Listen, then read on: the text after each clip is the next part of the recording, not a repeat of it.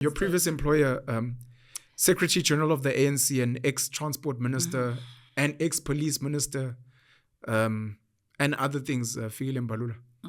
Just your thoughts on him as a person and if you think he's a good leader. I know this is kind of inappropriate, to be honest.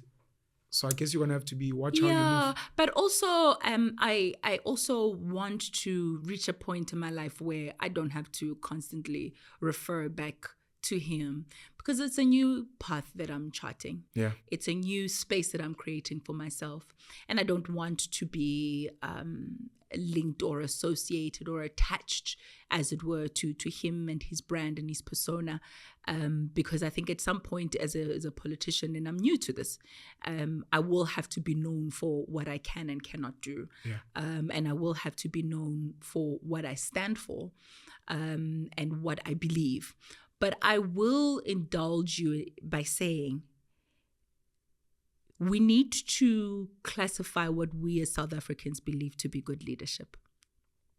Because for some people, they'll say a good leader is somebody who is able to stand the test of time. You know, they've been around for this long and they're still in politics. And if that's the metrics that you're using, then definitely he's been able to read the tea bags, as it were, and look at the sign of the times and realize, hey, I need to jump ship from here. And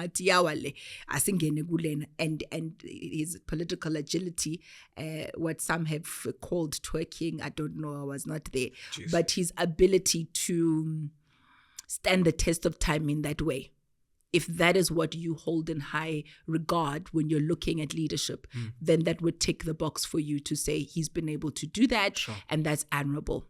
If you look at his ability to get a crowd going or to campaign. I think he was head of elections or campaign or something, sure, to that effect at the ANC, how he's able to galvanize people around a thing, a theme. He can be held in high regard for that. I mean, someone said, Magangaya, with fisheries, he'll have a slogan to say, I can't say it on air, but something fisheries, because sure, he's able to create slogans and Mr. Fix It. He's got very like catchy slogans. So he can get a crowd together and say, rah, rah, rah, Savota, and whether it's for Zuma or Cyril, etc., he'll do that. Yeah. So if you're saying a leader is someone who has influence in that manner, it depends. Thank you, Debs. Depends on what criteria, what metrics you're using to judge leadership. You can then say... So you speak about getting a crowd going. Yeah, getting a crowd, campaigning, I want us to get to the more important metrics. Sustainability, you know what I mean? Making sure that you're able to sustain this machinery throughout these years, scandal after scandal, and to his credit, and this can be advantage and disadvantage, his willingness to engage media. I've had people who were former communicators say, "Guti, where 2 months, 3 months will go by, umuntu wethu usaba media. Whenever there's a scandal, they dive, etc." Mbalula would always say, "Point me in the direction of the fire. Where is the fire? That's where I want to go. Where is the camera? That's where I want to go." He's brave. I'll give him that. He's brave. Yeah. So also active. We've spoken about those things. So those are for those who are saying we are in favor of him. This is what's important. Sure. Then there's a category where you speak about, and this is an ANC-wide thing. Do you have leaders who are fit for purpose in each portfolio? Or are you going to take an Ayanda who's never done a day's work in any finance capacity and make her Minister of Finance and then surround her with expensive advisors and people who are wanting to whisper in her ear for nefarious reasons, etc., and make Ayanda susceptible to ill advice as well and hangers on, because Ayanda knows that she does not deserve this position and does not have the capacity to fill this position.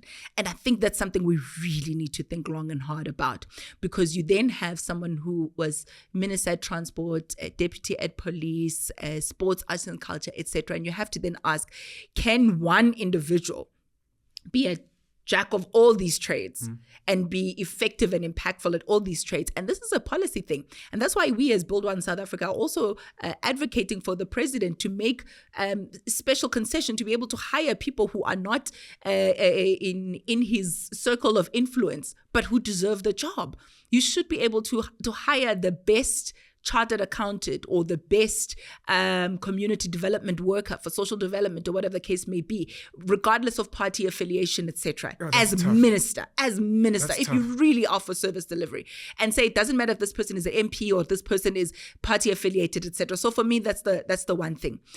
If I were to speak about what some of the downsides were, for me, the inability to find solutions over things like e-tolls, the indecisiveness of political principles. And remember, it was transport, it was finance, it was also the Gauteng Premier at the time, who needed to come together. They're from the same political party. They needed to come together. It literally could have been a WhatsApp call. You know, you're all from ANC. It's not like DA in and you to find each other. To say, how are we going to fix this problem? David Makura. Yes, it was Makura at that time. You know, and then you have Sanral come and make a pitch. And Sanral at that time, I'm not sure about now, one of the best run state-owned entities in the country, right? Top-notch, delivered. And we can talk about who they hired as contractors, but if there was a road to be made, Sanral can give you that road. They were outsourced in terms of their expertise from across the world. That's how highly regarded they were, to advise on other countries, first world and developing countries, right, on how to build this infrastructure. And they come and they'll advise the three ministers and say, this is what we need to do. This is where we went wrong with the whole project. We need to find solutions. That didn't happen. We kept on pushing date. We're going to have a solution in February. We'll have a solution in March. I don't know how long it's been since I've been at the Department of Transport. It's still an issue today. The indecisiveness for me is problematic, and I think it's very telling of where we are as a country. And if you're going to have a leader there who is not able to work alongside other leaders from the same political party to find these solutions, dragging the country's resources down the drain. We are billions in debt because we've not found a solution to implement for this e-tolls project, right? So that's the one thing. And then also rushing to implement without due process, I think is something that also I would look at and think, if I were given an opportunity, perhaps that's something I would do better. What do I mean? We go to the Western Cape, there's taxi violence. It's good to go there. It's good to go, with a headstrong attitude to say, we need to fix this thing, we need to fix it now. We call the media, we do all those things. But you can't force that. That needs time. You sit down with the warring factions, you find solutions, not for the media, not for the camera, but to really get to the heart of the issue and the problem. But to quickly want to pronounce on something without really having used, anthropology or sociology to get to the heart of the thing, to rinse the wound and get to the source of where the conflict is, was something I thought, it looked great. It looked like we were doing something, we were there, but absolutely. But for me, we've not solved anything, because no sooner had we gotten on a plane back to Johannesburg, someone had died in the same taxi war.